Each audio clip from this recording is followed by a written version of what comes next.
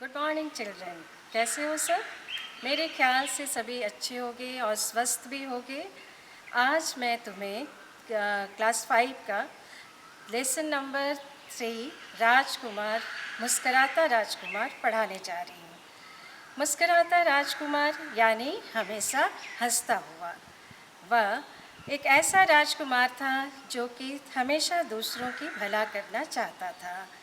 मरने के बाद भी उसने इस भलाई को नहीं छोड़ी और एक चिड़िया की मदद से उसने बहुत सारे लोगों की मदद की। आओ हम उस कहानी को पढ़ते हैं और समझते हैं। अब हमारा क्लास शुरू हो रहा है, जिसमें कि मैं तुम्हें कहानी के बारे में पढ़ती जाऊंगी और उसका अर्थ भी समझाती जाऊंगी। यह कहानी परोपकार के लिए प्रेरित करती है। परोपकार यानी दूसरों का भला करना। इस कहानी से हमें यह शिक्षा मिलती है कि दूसरों की सहायता करने से हमारा जीवन श्रेष्ठ बनता है। सभी अपनी अपनी बुक सामने रखो और मेरे साथ पढ़ते जाओ। ऑस्कर वाइल्ड की यह कहानी प्रतिमा के रूप में एक मुस्कुराते हुए राजकुमार की है, जो एक चिड़िया के माध्यम से जरूरतमंदों की मदद करता है। कहानी परोपकार के लिए प्रेरित करती है। एक शहर के मध्य एक प्रतिमा लगी हुई थी। यह प्रतिमा उस राज्य के किसी राजकुमार की थी, जो सदैव मुस्कुराता रहता था। इसीलिए सब उसे मुस्कुराता राजकुमार कहते थे। उसका रंग सुनहरा तथा उसके वस्त्र सोने की परतों से बने हुए थे। उसकी आंखें हीरे जड़ित और तलवार रत्नों से जड़ी हुई थी। जो भी वहां से गुजरता उस प्रतिमा की सुंदरता एवं मुस्कान की तारीफ किए बिना न रह पाता। इसका अर्थ है, प्रतिमा का अर्थ है मूर्ति, सदैव, हमेशा, हीरे जड़ित, हीरों से जड़ा हुआ, तारीफ यानी प्रशंसा। किसकी प्रतिमा थी? राजकुमार की। लोग उसे मुस्कुराता राजकुमार क्यों कहते थे? क्योंकि वह हमेशा मुस्कुराता रहता था। उसका रंग कैसा था? उसका रंग सुनहरा था और पता है, उसके वस्त्र भी सोने के थे। उसकी आंखों में हीरे जड़ी हुई थी और उसके तलवार में रत्न जड़े थे। उस मूर्ति की सुंदरता और मुस्कान की प्रशंसा किए बिना कोई नहीं रह पाता था। जानते हो क्यों? क्योंकि वह मूर्ति अत्यंत सुंदर थी। एक दिन उस राज्य के 2 मंत्री वहां से गुजर रहे थे। उन्होंने उस प्रतिमा को देखा। उनमें से एक बोला, वाह, कितनी सुंदर प्रतिमा है।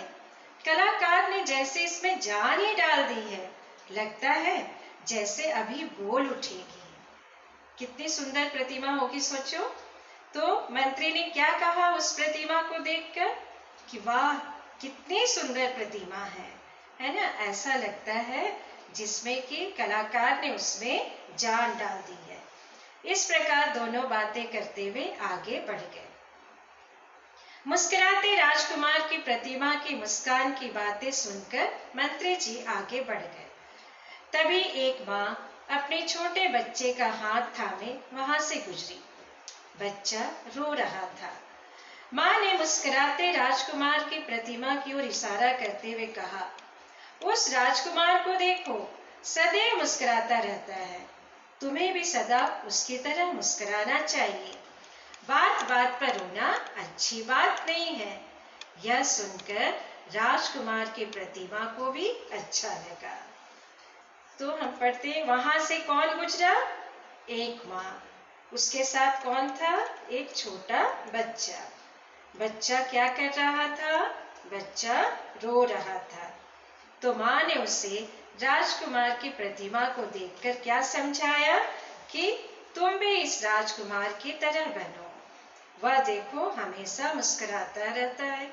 तुम्हें भी बात बात पर मुस्कुराना रोना अच्छी बात नहीं है। अब एक कुछ ही देर हुई थी कि एक चिड़िया कहीं से उड़ती हुई आई और उस प्रतिमा पर बैठ गई। चिड़िया बहुत थकी भी लग रही थी। उसके पीछे उड़ते उड़ते अन्य चिड़िया भी आ रही थी। चिड़िया अभी आराम कर ही रही थी कि बूंदाबांदी होने लगी। चिड़िया बोली, अरे मैं तो आराम करने यहाँ बैठी थी, किंतु अब क्या करूं? यहाँ तो बारिश से बचने के लिए सिर ढकने की भी जगह नहीं है। क्या फायदा ऐसी मूर्ति का जो किसी को भीगने से भी ना बचा सके? अपनी चिमनी में ही चलती हूँ, इससे तो वही अच्छी है। तो वहां कौन आई? एक चिड़िया उड़ती हुई आई। वह कैसी थी? बहुत ही थकी हुई थी और चिड़िया अभी आराम कर रही थी कि वहां क्या होने लगी? बूंदाबांदी। बूंदाबांदी का अर्थ क्या होता है? यानी हल्की बारिश। चिड़िया क्यों परेशान हो गई? क्योंकि उसे उस मूर्ति में सिर ढकने के लिए जगह नहीं मिल रही थी। चिड़िया की बात सुनकर मुस्कुराते राजकुमार की आंखों में आंसू आ गए। वह चिड़िया की मदद करना चाहता था। उसने चिड़िया से कहा, रुको, मेरी बात सुनो।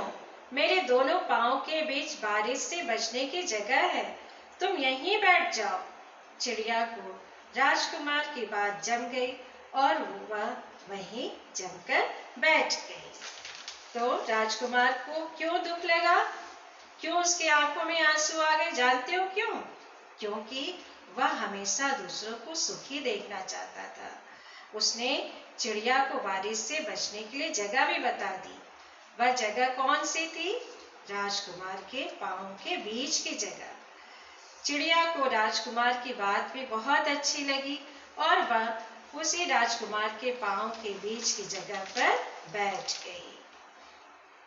रात को राजकुमार ने चिड़िया से कहा, तुम्हें पता है, कभी मैं भी सेन साउची के किले में रहता था, सदा खुश रहता था तथा हमेशा सबके काम आता था।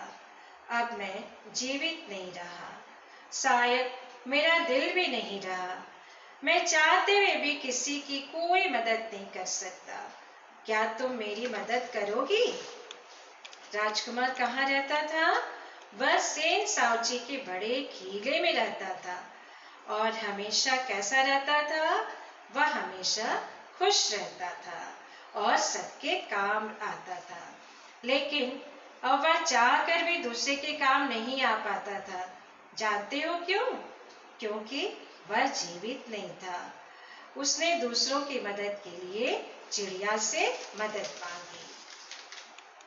चिड़िया बोली, हमें बसंत से पहले अपने नए स्थान पर पहुंचना है। मेरे साथी मुझे ढूंढ रहे होंगे। जल्दी बताओ, तुम्हारा क्या काम है? चिड़िया ने उससे पूछा कि क्योंकि वह कहीं और जाना चाहती थी। बसंत आने के पहले उसे नए स्थान पर जाना था, इसलिए वह बहुत जल्दीबाजी में थी। लेकिन वह इस जल्दीबाजी में भी राजकुमार का काम करने के लिए तैयार हो गई। मुस्कुराता राजकुमार बोला, चिड़िया, तुम राजमहल में जाओ। वहां रानी के महल के बाहर सेवकों के कमरे हैं। उनमें एक छोटा सा कमरा होगा। वहां एक बीमार लड़का भूखा प्यासा होगा, पर उसकी माँ के पास खिलाने को कुछ भी नहीं है। यहाँ तक कि उसके पास दवा के भी पैसे नहीं हैं।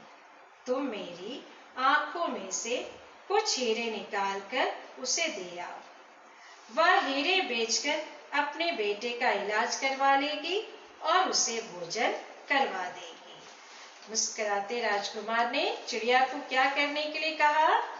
उसने कहा कि राजमहल में रानी के महल के बाहर जो सेवकों के कमरे हैं, उनमें एक छोटा सा कमरा है और उसमें एक बीमार लड़का भूखा प्यासा है, क्योंकि उसकी माँ के पास कुछ भी नहीं है जिससे कि वह उसको भोजन और दवा खिला सके।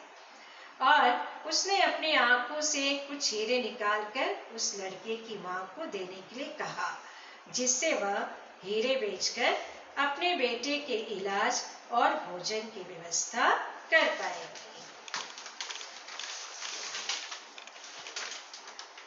चिड़िया बोली, नहीं, मैं उस लड़के की मदद के लिए बिल्कुल नहीं जाऊंगी। जानते हो, पिछले साल जब मैं नदी पार कर रही थी तो कुछ शरारती लड़कों ने मुझे पत्थर मारे थे।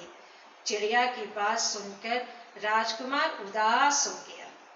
राजकुमार को उदास देखकर चिड़िया ने झट से उसकी बात मान ली। उसने अपनी चोंच से कुरेद कर उसकी आंखों से कुछ हीरे निकाल लिए और तेजी से उड़ती हुई राजमहल के पास पहुंची। उसने हीरे उस छोटे से कमरे में गिरा दिए। चिड़िया पहले तो उस राजकुमार की मदद के लिए तैयार नहीं थी। जानते हो क्यों? क्योंकि वह लड़का बहुत ही शरारती था। पिछले साल जब वह नदी पार कर रही थी तब उस लड़के ने उस पर पत्थर मारा था। लेकिन राजकुमार को उदास देखकर झट से उसने उसकी बात मान ली और चोंच से कुरेद कर यानी खोद कर उसकी आंखों से हीरे निकालकर तेजी से उड़कर उस छोटे से कमरे में गिरा दी। लड़के की माँ उसे देखकर बहुत खुश हुई और दवा और भोजन लाने बाहर चली गई। अपने कमरे में चमकते हीरे पाकर लड़के की माँ बहुत खुश हुई और अपने बेटे की दवा और खाना लाने दौड़ती हुई बाहर चली गई। चिड़िया वापस राजकुमार के पास आई और बोली, तुम्हारा काम हो गया, अब मुझे मिस्र पहुंचना है, मैं चलती हूँ। मुस्कुराता राजकुमार बोला, प्यारी चिड़िया, मेरी खातिर एक रात और रुक जाओ। चिड़िया रुक गई। अगले दिन राजकुमार ने कहा, शहर के बाहर एक गरीब नाटककार रहता है। वह भूख प्यास से बेहाल है। मैं नहीं चाहता कि वह अपनी भूख से तंग आकर अपनी कला छोड़ दे। तुम मेरी तलवार में जड़े रत्न निकालकर उसे दे आओ। चिड़िया ने तलवार में जड़े रत्न निकाल लिए तथा एक एक कर कलाकार के पास डाल दिए। कलाकार खुशी से झूम उठा। वह बोला, अब मेरे गीत, मेरा नाटक कभी न रुकेगा। तो चिड़िया मिस्र जाने के लिए तैयार हो गई थी। तब राजकुमार ने अपनी खातिर यानी के लिए एक रात रुकने के लिए कहा। चिड़िया बात मान गई। अगले दिन राजकुमार ने पता उसे क्या काम सौंपा। उसने कहा, शहर के बाहर एक नाटककार रहता है और वह भूख और प्यास से बेहाल है। बेहाल यानी परेशान है। कहीं वह भूख से तंग आकर अपनी कला को न छोड़ दे, यह राजकुमार डर रहा था। इसलिए उसने उसे समझाया कि उसकी तलवार से जड़े रत्न निकालकर उसे दे दे। चिड़िया हमेशा राजकुमार की बात मानती थी। इस बार भी उसने उसकी बात मान ली और तलवार से रत्न निकालकर कलाकार को दे दिए। कलाकार बहुत ही खुश हुआ और उसने कहा कि अब मेरा गीत, मेरा नाटक कभी भी नहीं रुकेगा। चिड़िया लौट आई। राह में उसने एक गांव देखा जहां बहुत गरीबी थी। उसने राजकुमार को उस गांव का हाल सुनाया। राजकुमार बोला, मेरे वस्त्र सोने के परतों के बने हैं। इन परतों को उतार लो। एक एक कर इन परतों को गांव के घरों में डालो। बेचारे कुछ दिन तो पेट भर खा पाएंगे। चिड़िया ने एक एक सोने की परत गांव के सभी घरों में डाल दी। अपने घर सोना देखकर लोग नाच उठे। चिड़िया तो लौट आई पर थक कर मूर्ति पर आ गिरी। तो चिड़िया ने रात में क्या देखा? चिड़िया ने गांव में बहुत ही गरीबी देखी और उसने यह हाल राजकुमार को बताया। राजकुमार को बहुत दया आई क्योंकि वह बहुत ही दयालु था। उसने सलाह दी कि उसके वस्त्र सोने के परतों के बने हैं, वह इन परतों को उतार कर एक एक करके गांव के घरों में डाल दे। चिड़िया ने राजकुमार की आज्ञा का पालन किया और सभी घरों में एक एक सोने की परत डाल दी। लोग सोना देखकर खुशी से नाच उठे, लेकिन यह कठिन काम करते करते चिड़िया बहुत थक गई और मूर्ति पर आकर गिर गई। अगले दिन सुबह वही दोनों मंत्री राजा के साथ वहां से गुजरे। राजा बोला, यह प्रतिमा कितनी बदसूरत लग रही है। दोनों मंत्री बोले, आप सही कह रहे हैं राजकुमार, नहीं, यह तो कोई भिखारी लग रहा है। अरे, एक चिड़िया भी इस पर मरी पड़ी है, कल इसे यहाँ से हटवा देंगे। उसी रात किसी भले आदमी ने मूर्ति और चिड़िया को वहां से हटाकर सुरक्षित स्थान पर रखवा दिया। क्या हुआ अगले दिन वहां कौन आया और प्रतिमा की बदसूरती देखकर क्या कहा? अगले दिन फिर से वही दोनों मंत्री वहां से गुजरे और प्रतिमा की बदसूरती देखकर कहने लगे, कितनी बदसूरत प्रतिमा है, यह तो राजकुमार नहीं बल्कि कोई भिखारी लग रहा है, और वहां पर एक चिड़िया भी मरी पड़ी है, क्यों न हम इसे यहाँ से हटवा दें।